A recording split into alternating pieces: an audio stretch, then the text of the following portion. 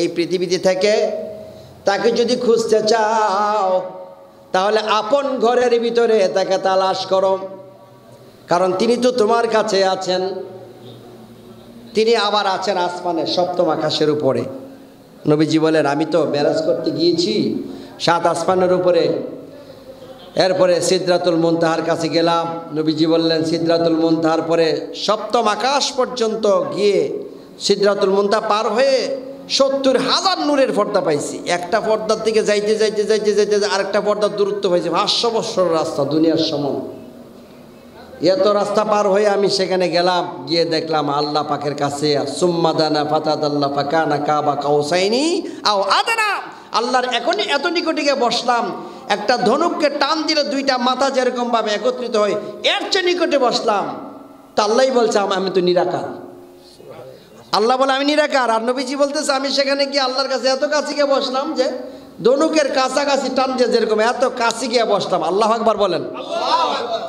আবার অন্য জায়গায় বলছে তিনি নিরাকার, তা আমরা জানি নিরাকার। তো সেখানে উনি যে বসলেন সেখানে গিয়ে এই কথা কইলেই শরীয়তের বাইরে যাওয়া লাগবে এখন, এই জন্য আর যাওয়া যাবে না। তো এখন আমরা সেই কথা জানলাম নবীজির কাছে যে তিনি সপ্তম আকাশের উপরে আছে।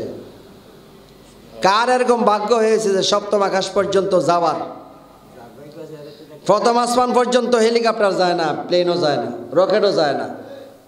সপ্তম আকাশ পর্যন্ত যাওয়া তো থাক দূরের কথা। তাহলে এই সপ্তম আকাশের বিশ্লেষণ শুনে শুধু আপনি থাকবেন এই পৃথিবীতে, এর বাইরে আপনার কোনো জ্ঞান নাই, এর বাইরে আপনি কল্পনা করতে পারবেন না, এর বাইরে আপনি বিশ্লেষণ করে এর সমাধান পাবেন না।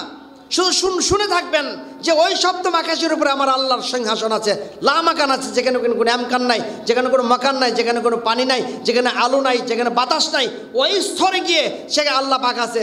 ওই স্তরে যাওয়ার আশা করতে পারেন, কিন্তু সম্ভব না। যাহা অসম্ভব তা নিয়ে চিন্তা করে লাভ নাই। তাহলে আমি তাকে কোথায় পাবো? বলতে মক্কাতে যাও। মক্কাতে গেলেন হজ করার জন্য।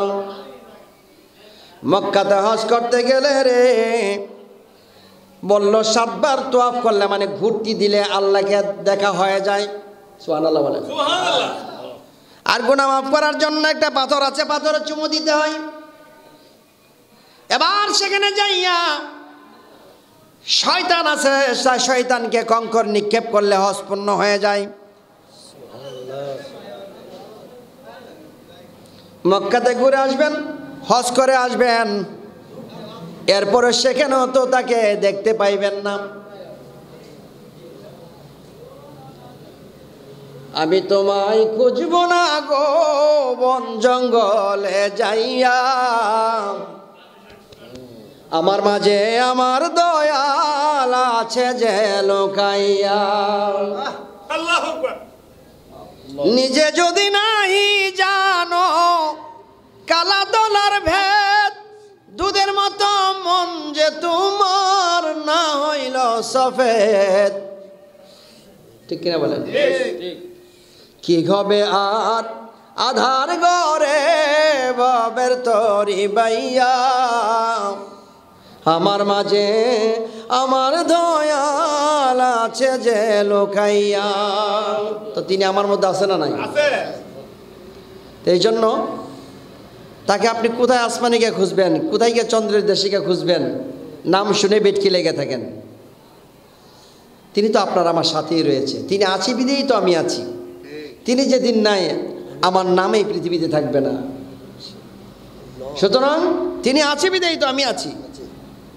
এই জন্যই মোরাকাবা মুশাহাদা, মোরাকাবার হালত হলো নিজের আপন ঘরের ভিতরে খেয়াল করিয়াম। মোরাকাবার মুশাহাদার হালতে যেই ব্যক্তি নামাজে দাঁড়ায় নামাজ পড়ল, মোরাকাবা মুশাহাদার হালতে বসে যেই ব্যক্তি আল্লাহর জিকির করল, মোরাকাবা মুশাহাদার হালতে বসে যেই ব্যক্তি আমার আল্লাহর ভালোবাসা মহব্বত নিয়ে দান খয়রাত করল, মোরাকাবার মুশাহাদার হালতে যেই ব্যক্তি মক্কাতে হজ করতে গেল, ওই ব্যক্তি কামালিয়তে পৌঁছতে পারে। তার জন্য সদা সর্বদা ভাবনা এটাই যে আমার দেহের ভিতরে আমার আল্লাহর বসবাস। আল্লাহু আকবার।